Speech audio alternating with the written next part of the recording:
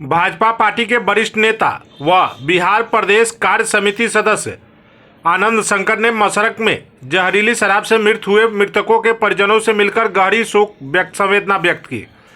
उसके बाद वरिष्ठ भाजपा नेता कुमार रजनीश उर्फ झुन्ना पांडे के मसरक महाराणा प्रताप चौक के पास आवास पर पत्रकारों से बातचीत के क्रम में बिहार के मुख्यमंत्री नीतीश कुमार के वक्तव्य पर आक्रोश व्यक्त किया। साथ ही 2024 और 2025 चुनाव को लेकर पार्टी की रणनीति पर विचार व्यक्त किया। साथ ही उन्होंने देखिए, बिहार में जो ये दुर्घटना हो रही है ये बहुत ही दुर्भाग्यपूर्ण है। आपने कई सारे न्यूज चैनलों पर मेरे भी बाइट्स देखे होंगे या हमारे प्रदेश अध्यक्ष जी, हमारा शीर्षस्थ नेतृत्व सब दिन ये मांग करता रहा है कि भाई शराबबंदी बहुत ही नेक पहल है, लेकिन इसकी नीति जो है, नीति निर्धारण में बहुत सारे फ्लॉज हैं। देखिए, जब शराबबंदी बिहार में हुई थी तब हम लोग सरकार में नहीं थे।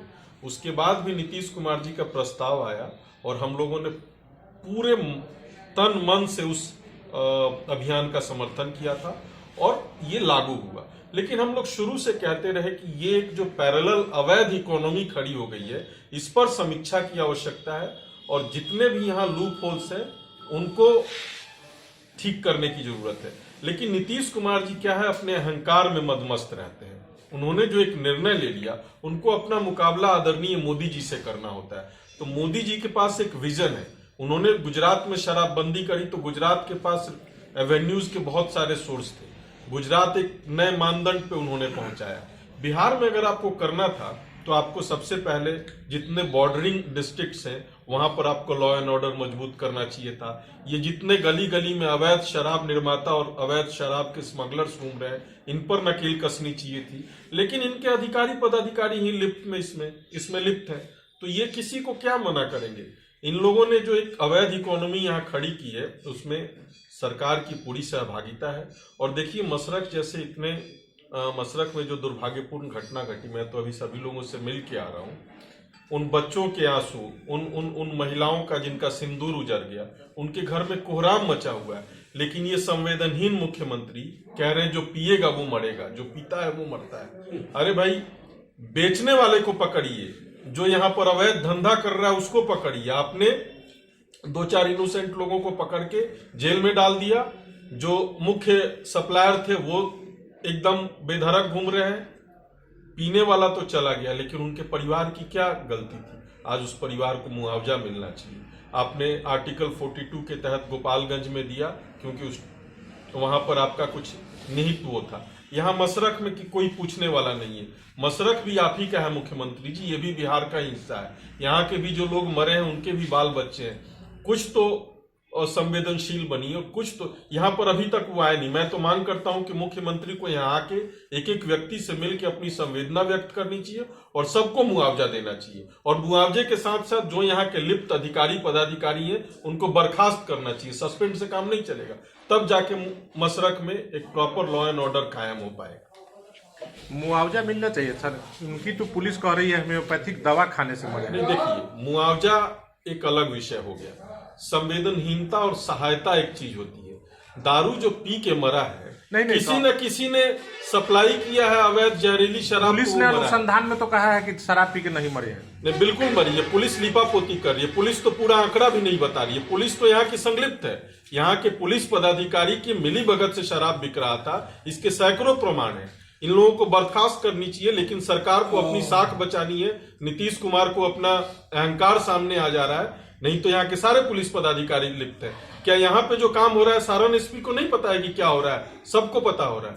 तो बेचने वाला सबसे बड़ा गुनाहगार है, वो खुला घूम रहा है। जो उसका सेवन किया, ठीक है, उसने सेवन किया, वो तो चला गया। उसके बाल बच्चों को, उसके परिवार को क्या, उनका क्या कसूर था?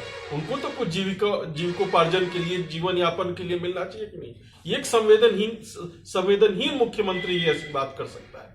कहीं ना कहीं संवेदनशीलता दिखानी चाहिए उनको आके एक मर्मस्पर्शी अपना एक हीलिंग टच देना चाहिए। वो मुखिया है इस प्रदेश के, लेकिन उनकी देखिए कि एक दिन भी विजिट नहीं करने आए। कम से कम यहाँ विजिट करके अपने संलिप्त पदाधिकारियों को सस्पेंड करते, कुछ को बर्खास्त करते, तब ये पूरे बिहार में एक कड़ा संदेश जाता कि नहीं, ये गलत हो रहा है। लेकिन उनको मस्ती छाई हुई है, अपने अहंकार में वो डूबे हुए हैं। उनको कोई लेना देना नहीं है कि मसरख और बनियापुर या सारण में क्या हो रहा है उससे कुछ मतलब है हमको। पार्टी मुआवजे के लिए आगे लड़ेगी, बिल्कुल लड़ेगी, और हम लोग अंतिम सांस तक लड़ेंगे। जब तक उनके घर मुआवजा नहीं पहुंच जाएगा हम लोग लड़ते रहेंगे और मुआवजा दिला के रहेंगे। इसके लिए अगर हमें कोर्ट के शरण में जाना पड़े तो हम लोग कोर्ट के भी शरण में जाएंगे। सरकार बनाएगी और जो एलाइज है साथ में वो साथ में रहेंगे।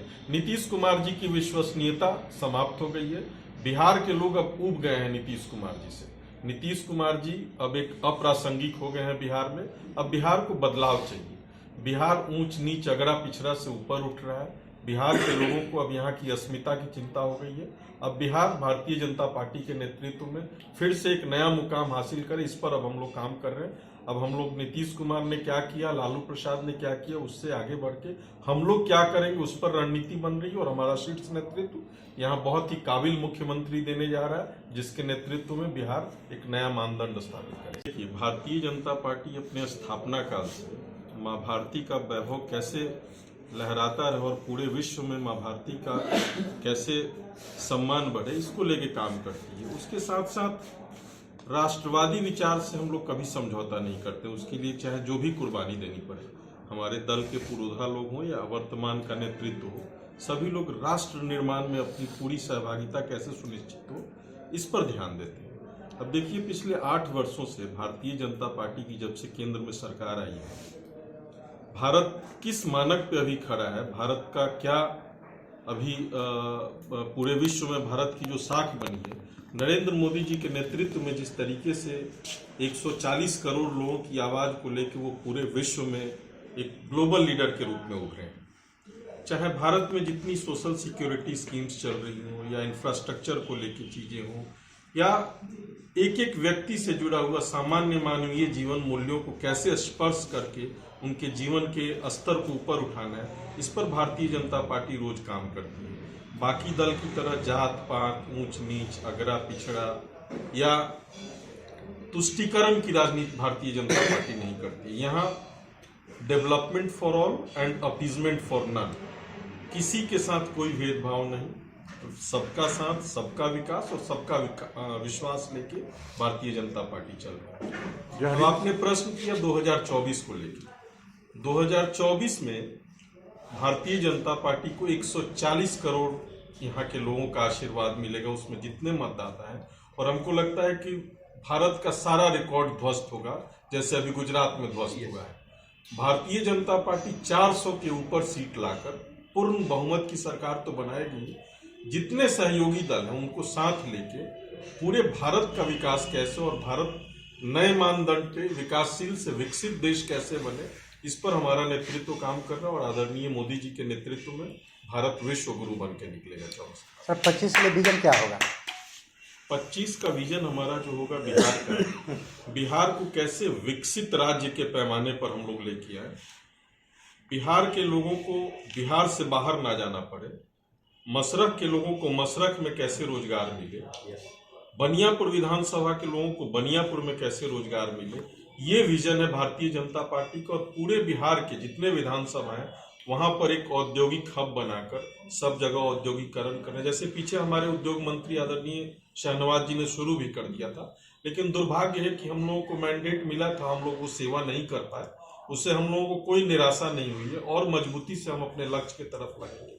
और 2025 में जो बिहार का निर्माण शुरू होगा वो एक भारत में एक नया मानदंड स्थापित करेगा। सहयोगी पार्टी के लिए कहना क्या है चाहते हैं आप? सहयोगी पार्टी जो पिछला बार भी सहयोगी बनाया जाता रहा है, हमारे साथ आगे जो सहयोगी लोग हैं, चाहे हम पूर्ण बहुमत की सरकार में रहे, सहयोगी का सम्मान सदैव भारतीय जनता पार्टी करती है।